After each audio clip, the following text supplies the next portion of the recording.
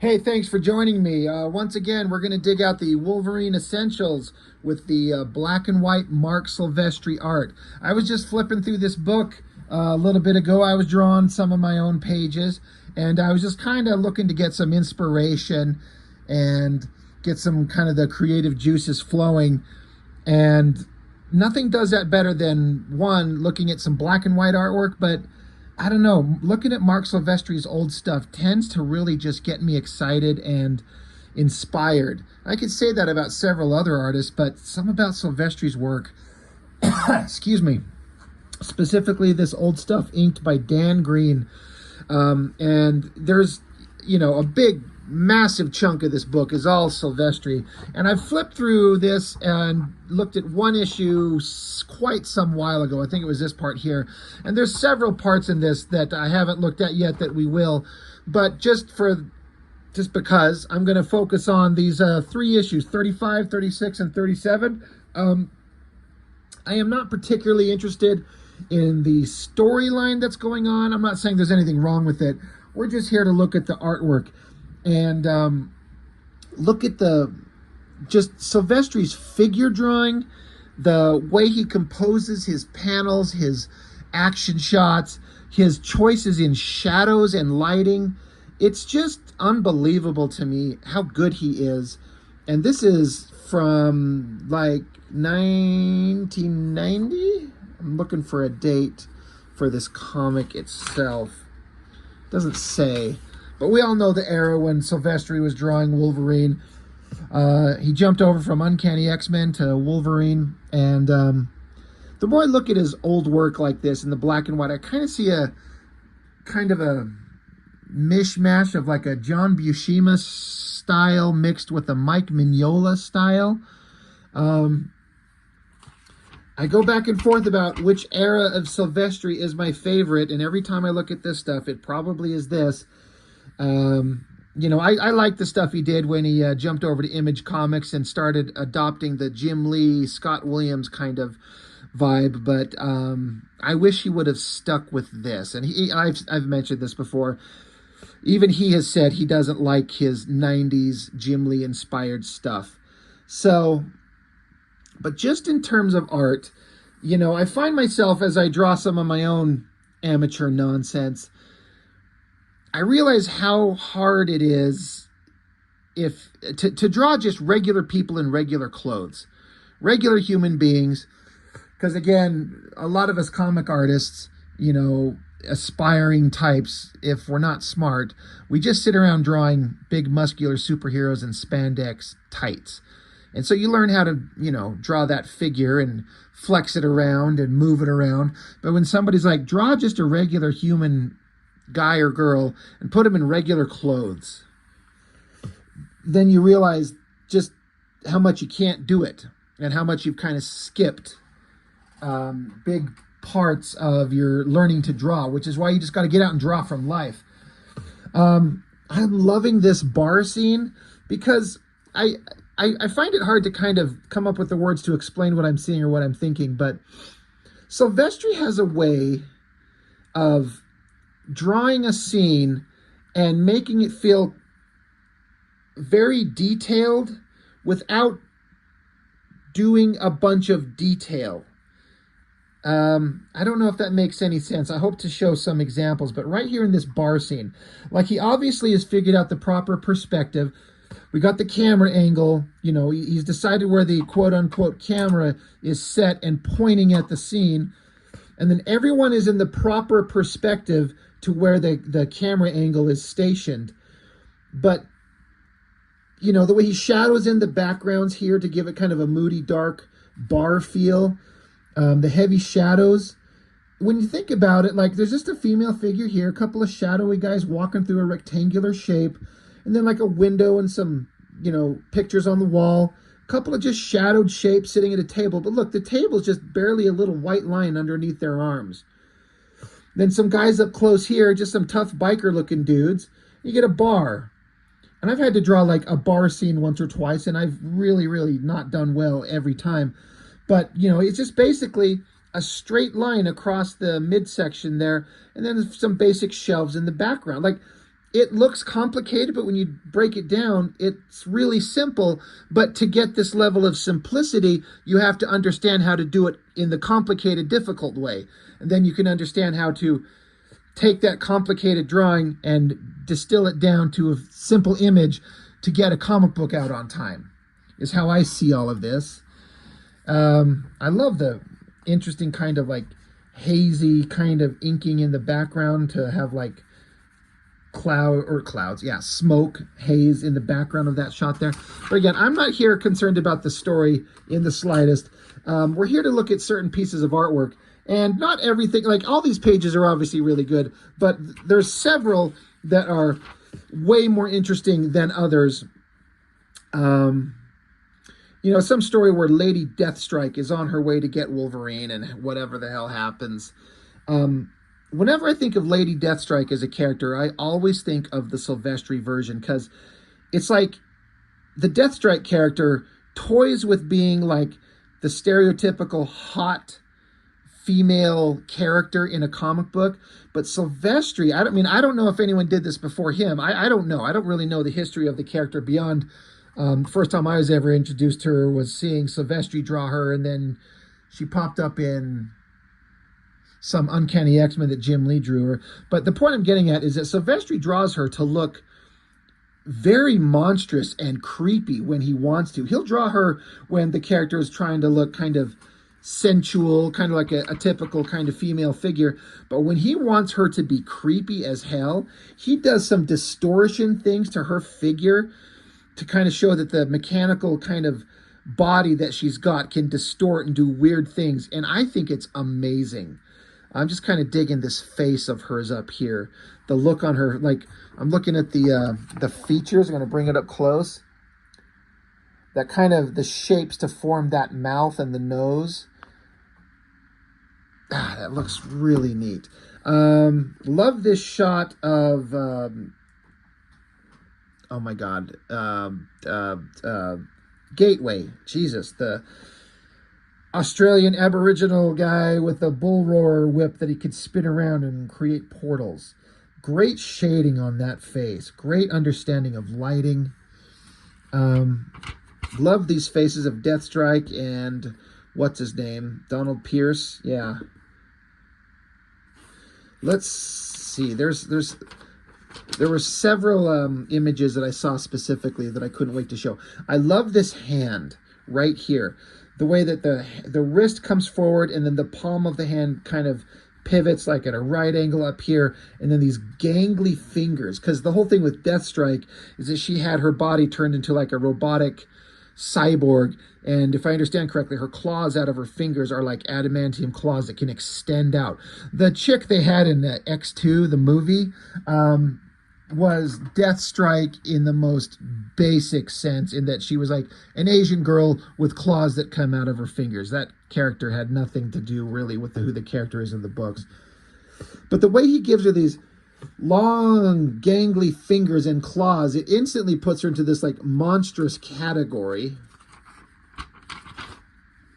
Another great face, like this bald guy. It looks like he's got like cauliflower on the ear. I don't know if that's an intentional thing. I mean, I'm guessing, but you know, that big puffy ear, but then these shadow shapes on the guy's face, the expression, the combination of Silvestri's pencils and Dan Green's inks. I would just, God, I say this every time. I know. I would die to see what Silvestri's pencils looked like in this era. What he left for Dan Green to ink, and then how Dan Green interpreted that. It would be so fascinating to see. So I love this shot right there. Well, first off, there's so many great things. This shot up here of Donald Pierce, you know, he's standing there with this cloak blowing in the wind. You got this little shot of his leg coming out in this rock precipice he's standing on. Then you got Gateway back here spinning his bull roarer thing that's transporting Deathstrike away. And then she just appears here because Wolverine's out on a boat with some dude for some reason. This shot of Deathstrike right here, I love the pose. I love the little blast lines kind of pointing at her that's surrounding her. This like thing that he drew right here. Look at this. This little half circle shiny reflection thing. Is it supposed to be like the sun glinting off her body? Or is it supposed to be like energy residue from the transportation thing that she just did? There's some energy up here. It's so hard to explain why to put that there, but only an artist with great intuition would understand to put that there. But the pose on her body, the evil look on her face, and then look at her hands, the way he gets them to these long, like, and they're not very symmetrical. Again, think of that X2, that movie with, I can't remember the actress's name, but she just had those silver, very clean, skinny, perfectly shaped nails that come out of her hands. But Silvestri draws these things very organically. They're kind of misshapen and not perfect. It looks so creepy. And then her arms have this cybernetic quality, that, and I love the ways that Silvestri draws it. He just puts in these chunky geometric shapes to look like little, like the suggestion of technology. When you look at it up close, it's just kind of weird random lines, but it when you just look at it with your eye reading the comic, it reads perfectly. Love the muscular anatomy on her leg. This is just, I love that shot. Everything about that thing looks so damn good. God, I could just sit here and talk about all of these things. More just drawing regular people. I mean, that's a hard thing to do.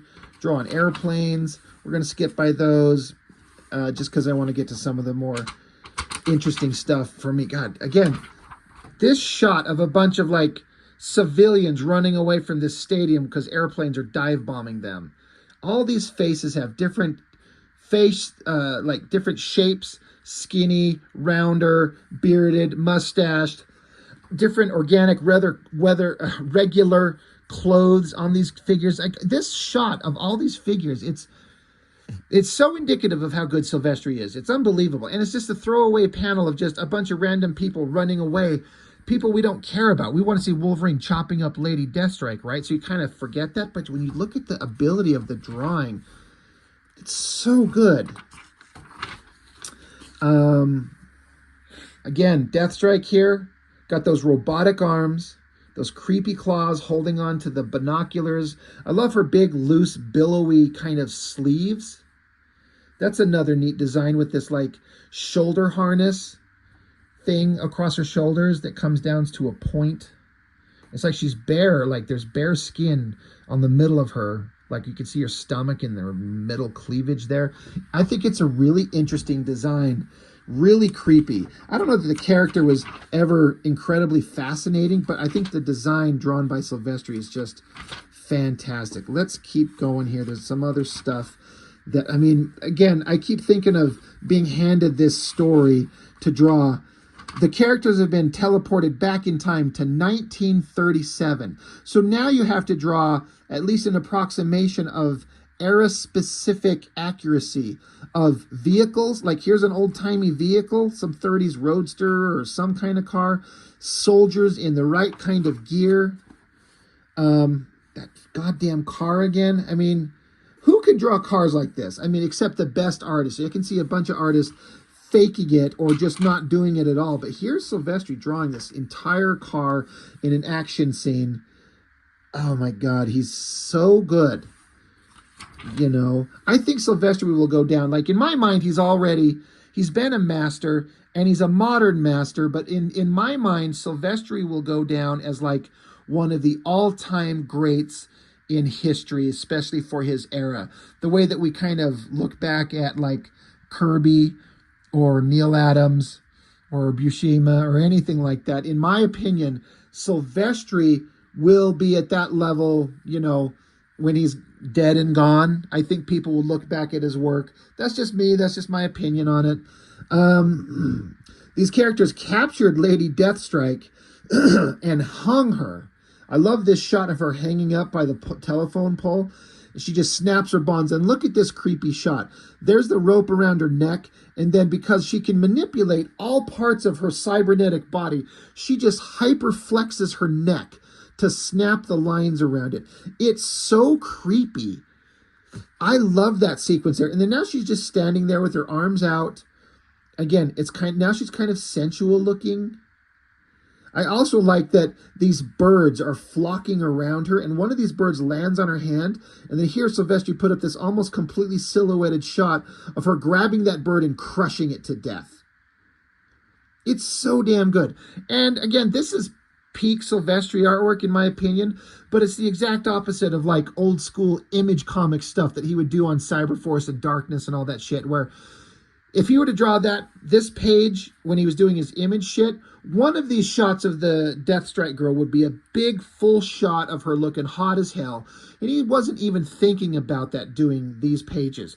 It's not even a consideration. Like, the girl's still hot in this bottom panel here, but he's just like doing storytelling. He's not drawing these pages, I would think, with any thought of resale value later.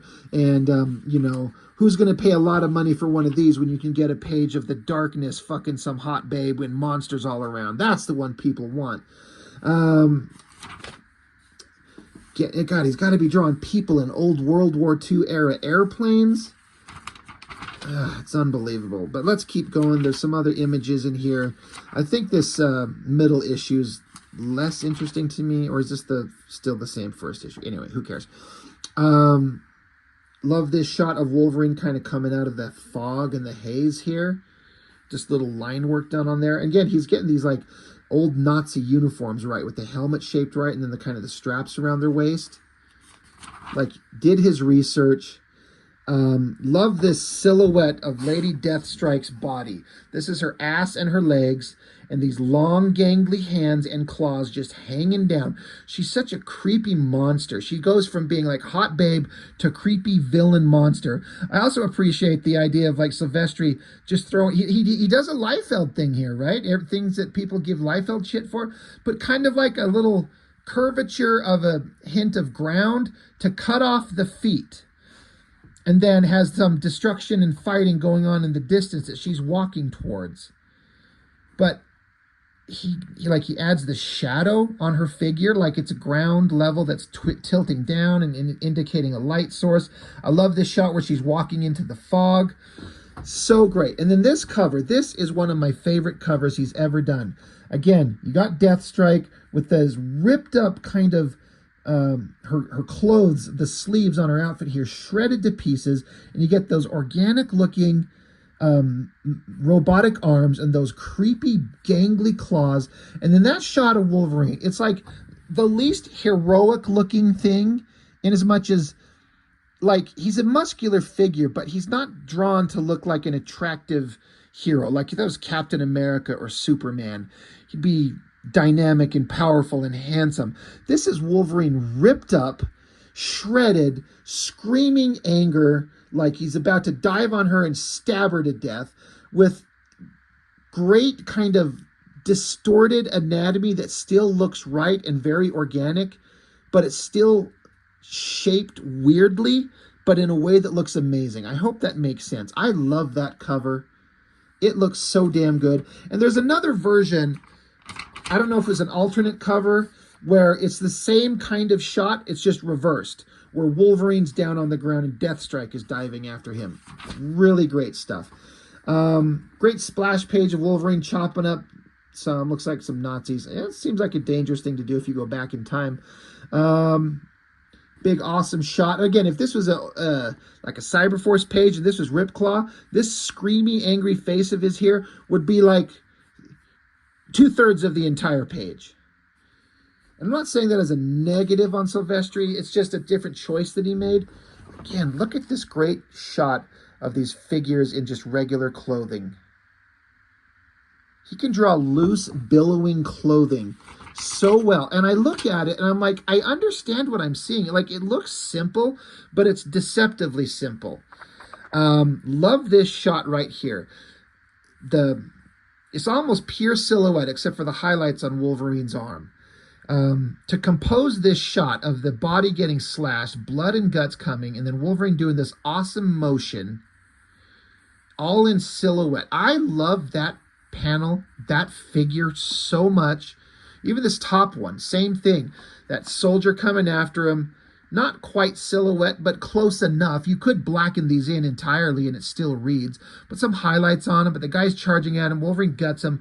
And this is another great shot of Wolverine just standing here. It's this quintessential old school odd Marc Silvestri Wolverine anatomy where it's like a big wide upper body and kind of smaller hips, waist, and kind of almost short-ish legs, which I feel like is kind of adopted from a Mignola vibe. Could be wrong. And then look at his backgrounds, like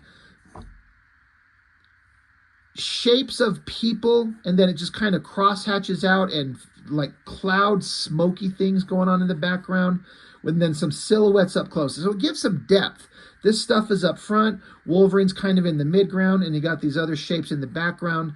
So, you know, forward, middle, and farther back. It looks so great. It's just unbelievable how, again, it's deceptively simple. It looks simple, but then when you try to compose your own unique version of this, and you realize you can't, because you don't know how to do it. Oh, yeah, there's the shot. Yeah, that is almost that same cover. Let me flip back to it. Did I skip it? Oh, yeah, I did. Sorry. I'm a terrible YouTube host. But see, this shot of the cover, Deathstrike on the ground, Wolverine jumping through the air, just kind of a flip of this. And there's Wolverine on the ground, Deathstrike coming down. Both are great. I can't decide which one I like better. I'm leaning towards this one because again, look at that Wolverine figure. Big upper body and kind of little-ish legs, heavily shadowed, and then just the highlight on the upper body. It seems like he does this a lot. You see it there, you see it there. We've seen it several times in the past pages here where just the shape of the figure and the upper body is lit. But I love the anatomy. I love the quick organic inking that Dan Green does on this. The flaps on Wolverine's ears, the twist of the skull, and then the neck muscles angling down, connecting to his upper body, the long kind of like triceps on his back of his arm there. God, I could just stare at this forever. This would be an amazing piece of original artwork to own. And I've said this a lot before, looking at all these pages that these artists have done. I wonder where these pages are. Does somebody own this, or does Silvestri still have it in his collection personally? Or I just, you know, where is this page? Deathstrike looks amazing. Again, those hands, how he's got them so much bigger to give the perspective as they come closer. God, I love everything about that. Even this shot, I remember as a kid seeing this shot of Deathstrike crawling along the side of the mountain, because Silvestri puts her in this like pose with like the lower back arched and their ass sticking out in the air. I mean, that's a little sexy. Like, Silvestri knows what he's doing. Creepy hands again. I love that organic mechanical stuff. I know I keep saying the same damn thing, but she dives down on him. They get in a big fight again. That's a great shot of her slashing at Wolverine, him just tumbling away. Again, the heavy shadows. I wish that Silvestri would lean into the heavy shadows again. He doesn't seem to do it too much. I take that back. He does, but he doesn't do them in solid blacks. He kind of seems to do a lot of like kind of scribbling it in. If you've seen that black and white Joker Batman team up that he did, I've got it sitting right here. Now that I've brought it up, I feel like I need to find it. But now that I need to find it, I won't be able to. It's going to be right here. Ugh. Comics upon comics everywhere. There we go. It's one of those things where I wonder if a person could even tell that this is the same artist. He's moved away so much from his 90s style while still keeping everything that's great about what he does. But you see how it's this sketchy, scratchy thing, because he's inking himself. Dan Green's wasn't inking. Well, Dan Green's actually been passed away for a couple of years. But this stuff is so amazing. But there's almost no solid blacks. It's all shades of gray. And that's not a complaint. It's just a choice that he makes. But you see this face up here of Harley Quinn, and see all the shadows are like crosshatched in shades of gray. It looks amazing. But something like on these pages here, it would be a heavy shadow. And I'm not saying that one is necessarily better than another. I just know what I kind of would like to see. I mean, there's some heavy shadowing, but again, shades of gray. I've already flipped through this whole book on my channel. You can find it really easy, but good God, is it amazing to look at. I feel like, now that I think about it, this stuff that Silvestri is doing right now currently, this type of stuff, in terms of the drawing, is closer to his old style than his image stuff was.